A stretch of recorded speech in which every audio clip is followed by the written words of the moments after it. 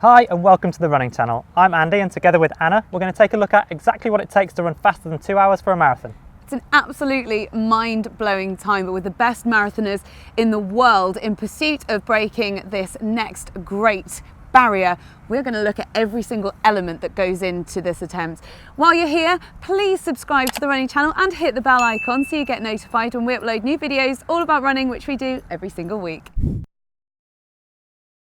Now, I've run a few marathons in my time, nowhere near the pace that the elites do, I might add. So I have absolutely no idea what the pace needed to run a 2-hour marathon feels like. I just can't get my head around it. Well, so that's why we're at St Mary's University in southwest London, which is where I used to train. Athletes like Mo Farah have been known to train here. And we're going to try it out in one of the labs. We're going to hit the treadmill at 21.1k an hour, 13.1 miles an hour, for those of you using miles. And then after that, we're going to talk about all of the other elements that have gone into preparing to run as fast as 2 hours for the marathon, like recovery, nutrition, training plans, all of those things. So bearing in mind a marathon is 105 laps of an athletics track, that means that you'd have to do a lap in 68 seconds. So that's a 5k in 14 minutes and 13 seconds, or a 10k in 28 minutes, 26 seconds, heading to go through half marathon in 59 minutes and 59 seconds. Those numbers are just bonkers. Yeah, and it's worth saying that actually Mo Farah had a go at it at the London Marathon Expo this year and failed pretty spectacularly.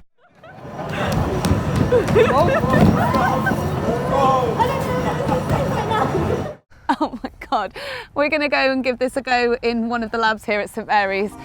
Wish us luck.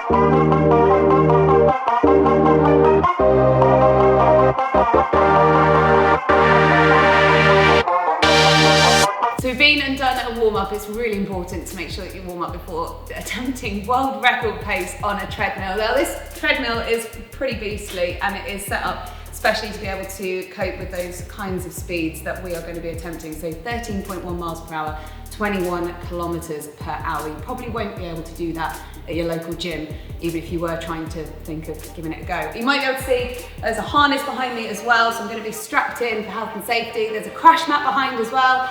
I'm not nervous, I'll be all right. But yeah, I need to get all strapped in and ready to go. Let's try it out.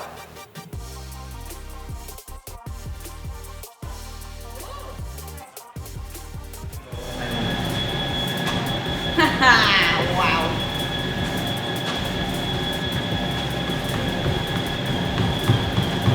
Okay, yeah, okay.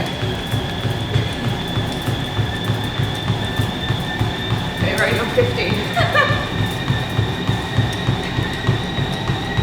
16. 17. 18. Keep an eye on where the sides of the bars are. Yeah. 19.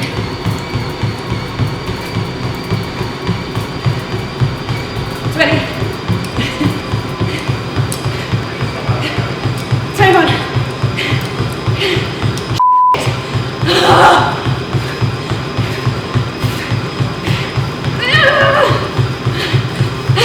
I'm done.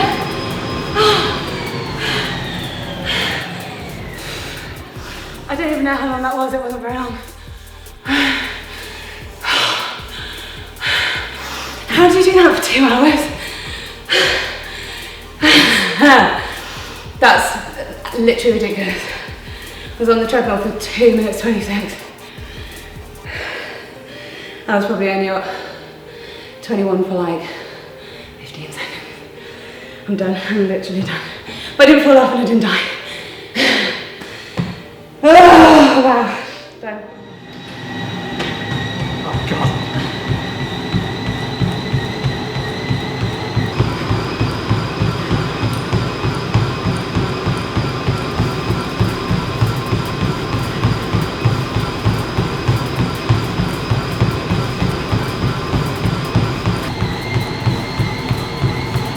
I'm done.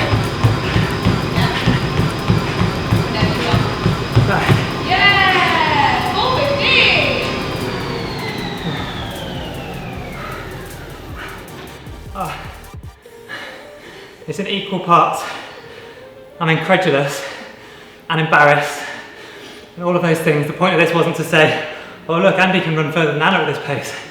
The point is to say, I felt like I was right on my red line for 3-4 minutes of effort, whatever that was. And the guys are going to go out and do that for 2 hours. Unbelievable.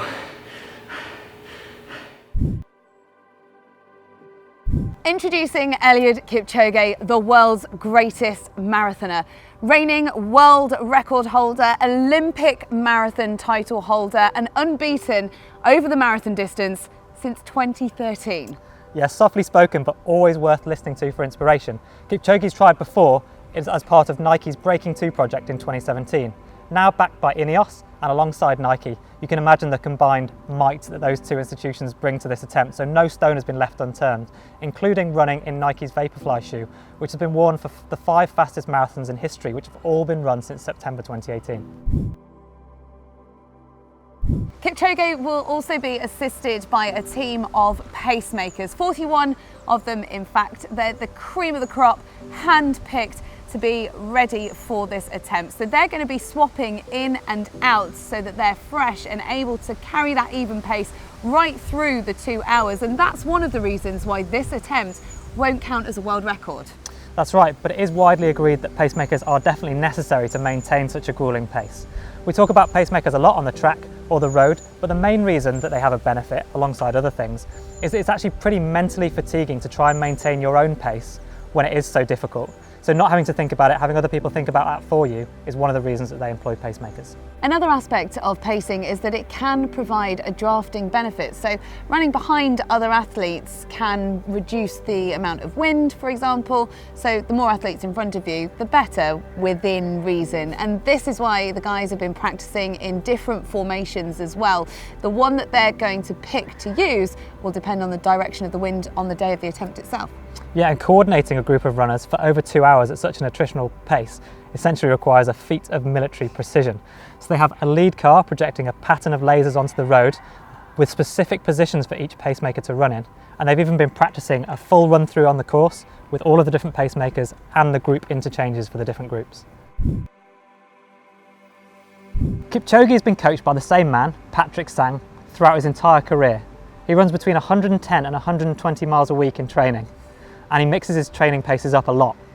Unusually, Kipchoge doesn't have any days off during his training. Yeah, that's right, no rest days. But he makes a lot of active recovery. So he'll start out training runs at somewhere around 10-minute miles. Now, that's really slow for Kipchoge because his race pace is 4.5-minute miles. Obviously, 10-minute miling for the rest of us mere mortals, actually pretty normal.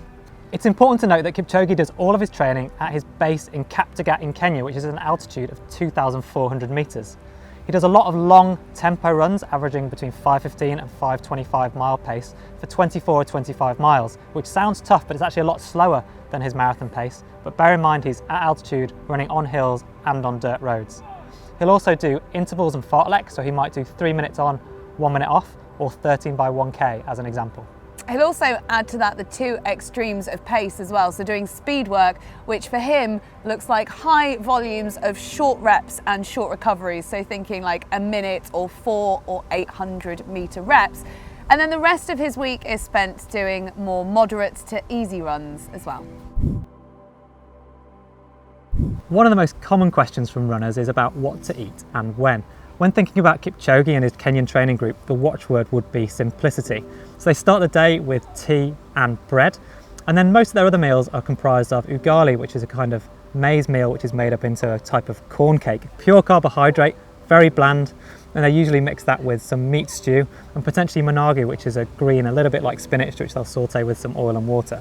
Sounds really boring and not very appetizing. But like Andy said, another thing that they do get on board with though is lots and lots of tea. The key staple is a sweet milky tea. I could definitely be all right with that. Now, for this attempt, Kipchoge's been working with the sports nutrition company Morton and their hydrogel technology, which means that during the race itself, he'll be able to take on around 100 grams of carbohydrates per hour. So just to put that into perspective, the gels that you would take normally during a marathon contain around 25 to 30 grams of carbohydrates. And the reason why this is all backed by science and done really, really well for Kipchoge's attempt is that that level of carbohydrate could cause stomach issues for some people. And bear in mind also that he's got to take all this on board while running 14-minute 5k pace, which is absolutely mind-blowing. And in fact, I tried this on the treadmill a little bit earlier and it did not end well. So to help him, he's going to be receiving all 8 of his pre-prepared bottles from the back of a moped during the run. Absolutely madness. As well as being incredibly physically gifted, one of the other things that sets Kipchoge apart is his mental approach. Back in 2003, he won the World Championships over 5,000 metres against 2 of the greatest distance runners in history, in Kenenisa Bekele and Hisham Al Garouj. And ever since then, he's maintained a winning attitude, but also managed to stay relaxed and down to earth. I totally believe in myself, believe in my technical team, believe in my teammates, believe in my training, and that's what pushes me beyond the barrier. Eliud said many times, 100% of me is nothing compared to 10% of the group. He's carrying with him values that all of us in whatever level in our society or in life can learn something from. Kipchoge and his training partners have obviously needed to stay injury-free in the build-up to this attempt as well. And one of the main things that Kipchoge says has been different this time around compared to his training for the Breaking 2 project in 2017 is that he's introduced 2 core strength training workouts a week. In addition, Kipchoge and his training group get regular soft tissue massage therapy. And in addition to that, alongside their easier recovery runs at 10-minute miling that we talked about and running on softer roads, they take the time to relax and chill out together. With the huge budget involved, obviously the course had to be specially selected as well. And the one that was finally settled on was in Vienna in Austria. Now, there are a number of very good reasons why this was the place that was picked. First of all, Kipchoge wanted somewhere that the time difference was within 3 hours of the time zone for Kenya. Also weather-wise, so in October in Austria and in Vienna in particular, the average temperature is around 10 degrees Celsius, which is near ideal conditions for running for Kipchoge. And then finally, the course itself, in terms of elevation, needs to be pretty flat because no one's going to be wanting to run hills when they're trying to break a 2-hour marathon. So the course is 90% straight with roundabouts at either end to try and limit the time lost during turns. And it runs straight through the middle of Vienna's main park, the Prater. So this course has been specifically chosen. It's just under 6 miles in length and Kipchoge will be running it 4.4 times in total. Any way you look at it, it's a superhuman feat and something that's inspired runners all over the world, in main part due to Kipchoge's charisma and talent. Absolutely, so hopefully we've gone some way to telling you how this feat is even possible. We've even put our own bodies on the line for this video, Andy more so than me. Do record attempts like this inspire you to take on your own challenges? We'd love to hear about them in the comments, so please let us know. Don't forget to subscribe to the running channel and tap the bell icon too, and we'll see you next time.